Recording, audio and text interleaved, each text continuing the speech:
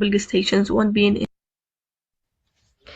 This is a case report for heterotopic pregnancy. Heterotopic pregnancy is presence of multiple gestations, one being inside the trine cavity and the other in extrauterine. It's commonly seen in the fallopian tubes and uncommonly seen in the cervix or the ovary. It's rare and happens in 1 in 30,000 cases of spontaneous pregnancy, but it's potentially life-threatening, and this risk increases up to 1 to 3% if there is assisted reproduction technology used. Diagnosis can be missed if there is presence of intrauterine pregnancy in the scan.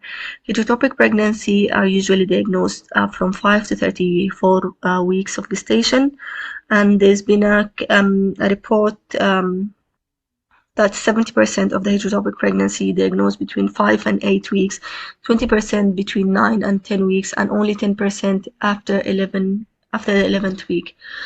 Presentation can be vague, and up to 50% of the cases are asymptomatic. Differential diagnosis can include endometritis, ovarian accidents, miscarriage, and non-gynecologic causes such as appendicitis and UTI. Risk factors can include previous ectopic pregnancy, assisted reproduction technology, pelvic surgeries, PID, intrauterine device, and smoking. The heterotopic pregnancy may be discovered late, and this increases the risk of life-threatening bleeding and hypovolemia as a consequence of the heterotopic pregnancy, of the ectopic pregnancy rupturing.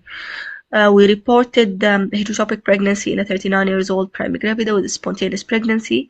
She had the booking scan at 11 weeks, which showed intrauterine viable pregnancy with normal right adnexia.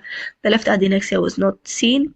She had a private ultrasound scan following that, which showed a heterotopic pregnancy, thus she was referred to the hospital for assessment. Upon presentation to the hospital, she had brownish vaginal discharge and mild abdominal pain. The patient had a diagnosis, past medical history of endometriosis, and she had 2 laparoscopic surgeries for ovarian cystectomy. She had blocked left tube on hycosis test 3 months prior to her presentation with heterotopic pregnancy. Her serum beta-HCG was negative 2 days before the hycosis test. Her abdomen on examination, when she presented, her abdomen was mildly tender on examination with voluntary guarding. Transvaginal scans showed viable intrauterine pregnancy measuring 12+3, and another viable left tubal ectopic pregnancy measuring 11+6.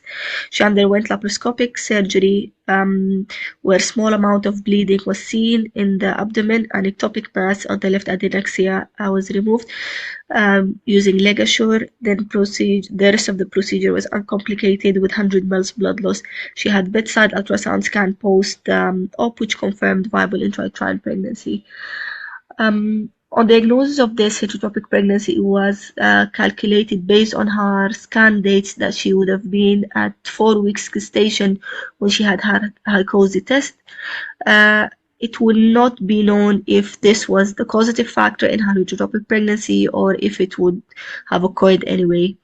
Her heterotopic pregnancy was not seen on her initial scan, which demonstrates the difficulty with the diagnosis when ongoing intrauterine pregnancy is seen on the scan, and suspicious for an ectopic pregnancy is low. So in conclusion, an early pregnancy transvaginal scan would be offered to women with high risk for ectopic pregnancy.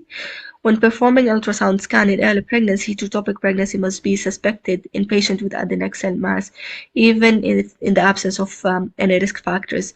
And the clinician should be alert that to the fact that confirming intrauterine pregnancy clinically or by ultrasound scan does not exclude the coexistence of an ectopic pregnancy, and a high level of suspicion in women is needed for early and timely diagnosis and management with the laparoscopy can result in a favorable and successful obstetrical outcome.